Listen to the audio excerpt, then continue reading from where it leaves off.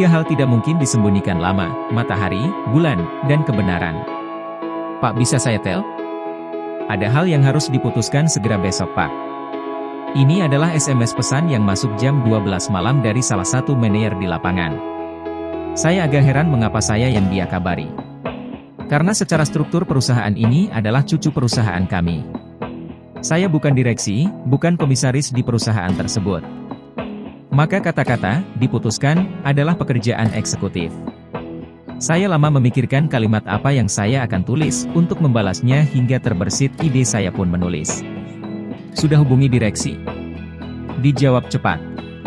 Ketiga direksi sudah kami kabari via SMS karena sudah malam. Sejak 1 jam yang lalu tidak ada balasan, Pak.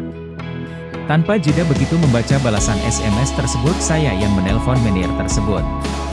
Yang disapa dengan perkataan maaf Pak mengganggu Bapak malam-malam. Karena direksi enggak respon, saya enggak tahu mau tanya kemana saya tanya Bapak saja. Memang dalam hati saya juga berkata sama. Mengapa 3 direksi tidak menjawab, setidaknya salah satu saja. Apakah jam 11 malam sudah pada istirahat? Atau memang sebuah ketidakpedulian? Karena mereka adalah direksi dari perusahaan yang running 24 jam 7 hari seminggu. Enggak ada hari libur. Jadi mereka tahu bahwa mereka pasti akan mendapat sebuah informasi di saat yang tidak umum. Seperti malam ini. Saya bukan direksi, bukan komisaris di perusahaan tersebut. Maka kata-kata, diputuskan, adalah pekerjaan eksekutif. Dalam hati saya akan tegur mereka besok, yang penting urusan dengan manajer ini jelas dan bisa menyelesaikan apa yang menjadi kegelisahannya sehingga menghubungi saya malam-malam. Saya sebenarnya sudah tidur. Namun bunyi SMS selalu bisa membuat saya terbangun, karena jarang yang berkomunikasi dengan saya di atas jam 8 malam, kecuali penting. Apa yang bisa saya bantu? Saya pun memerlukan kepastian begini, Pak. Ada perusahaan yang akan menggunakan jasa kita, tapi sarana dan prasarana kita nggak cukup. Apakah tetap kita harus ambil? Saat ini kamar hotel kita 94, sudah ada kontrak 80, ada 14 tersisa. Sementara ada yang minta 40 kamar lagi untuk kontrak 1 tahun. Bunyi SMS selalu bisa membuat saya terbangun, karena jarang yang berkomunikasi dengan saya di atas jam 8 malam, kecuali penting. Harga bagus, Pak. Jika dibanding dengan perusahaan yang pertama yang mengontrak kita maka harga ini lebih baik. Tapi kamar kurang, Pak. Mereka perlu mengambil keputusan besok pagi dalam rapat pagi jam 10. Sementara saya nggak bisa buat keputusan apakah kita ambil atau tidak. Saya tahu kamar kita kurang karena itu saya minta masukan dari direksi. Saya merenung mencari solusi. Bagi saya ini adalah peluang. Saya tahu kurang kamar. Namun peluang adalah peluang. Saya bertanya kepada manajer tersebut. Kamar yang 33 yang dikontrak perusahaan yang paling murah harganya bisa enggak dipindahin? Pindahin bagaimana, Pak? Pasti enggak mereka, Pak. Kamu cariin rumah yang bagus untuk saya sewa. Mereka yang penting sarana sama dengan hotel atau lebih baik. Lalu fasilitasnya kita samahan dengan hotel. Cari dulu segera, dan kabari saya jam 7 pagi besok. Secara kalkulasi cari 3-5 rumah besar yang akan saya buat guest house. Urusan dengan perusahaan tersebut besok saya bicara dengan direksi mereka, atau bunyi SMS selalu bisa membuat saya terbangun, karena jarang yang berkomunikasi dengan saya di atas jam 8 malam, kecuali penting dengan pimpinan mereka. Yang penting semua puas.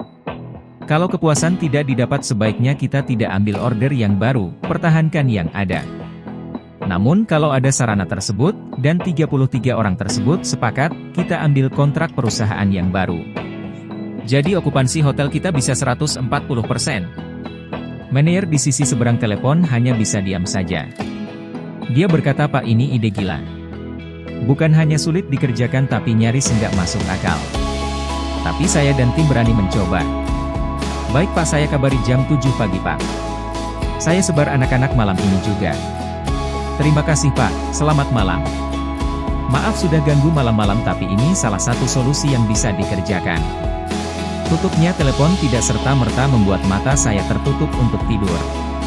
Pikiran saya masih terngiang-ngiang atas sebuah pertanyaan, ini 3 direksi memang masuk kategori bukan pebisnis jangan-jangan. Yang saya perhatikan hanyalah 2 dari 3 direksi adalah anaknya mitra saya alias, anak owner. Manajer di sisi seberang telepon hanya bisa diam saja. Dia berkata, "Pak, ini ide gila." Mungkin karena hidup dengan silver spoon on a golden platter, mereka kurang waspada. Tapi ini cuma asumsi pikiran liar saya saja. Atau sayanya yang overworking ketinggian standar saja. Yang benar jangan-jangan seperti mereka, hidup santai, toh semua tersedia. Gagal pun, piring dan sendok mereka bisa dijual, mahal. Saya mencoba merenung lebih dalam lagi dengan berusaha tidak berprasangka buruk. Nah, yang satu Han mau nikah. Wajar dia enggak fokus karena biasanya dia bagus, bahkan saya melihat dia teliti dan detail. Cukup melankolik, cukup santun. Yang 2 lagi usia lumayan, tapi baru saya sadar, compelling reason-nya enggak ada. Apinya enggak ada. Saya menyadari satu hal. Mereka perlu diobong. Oke lah, besok tak obongnya. Keesokan harinya, saya menyempatkan bertanya kepada 2 direksi. Pertanyaan umum. Bagaimana perusahaan sejauh ini berjalan? Saya bertanya karena mereka baru 2 bulan menjadi direksi, menggantikan direksi lama. Mereka menjawab, cash flow enggak bagus Pak. Bulan ini direksi enggak gajian. Holding enggak punya uang untuk mendrop ke kami. Saya bertanya lagi, aset kalian sekian dan hutang bank hanya 30%-nya. Mengapa enggak dimaksimumkan? Saya berkata demikian. Sebelum mereka menjawab saya teruskan, jangan mentang-mentang sekarang salesnya kurang, revenue kurang terus kalian bilang bank enggak mau membiayai. Itu teori kuno. Itu teori yang enggak salah tapi jangan terpaku pada hal itu. Sengaja saya potong dengan kalimat tersebut karena saya tahu sekali stakeholder dan pembisik mereka adalah orang yang sangat turnover-oriented. Dan tidak mau berubah pendapat tersebut bahkan mempengaruhi shareholder lain akan pendapat mereka. Sehingga 2 direksi di hadapan saya sangat terbatas pola pandangnya, karena dikotakan. Dan saya adalah rebel yang memaksa mereka melihat dari sisi lain. Selama pinjaman itu untuk sesuatu yang produktif. Hajar bleh. Berani dong.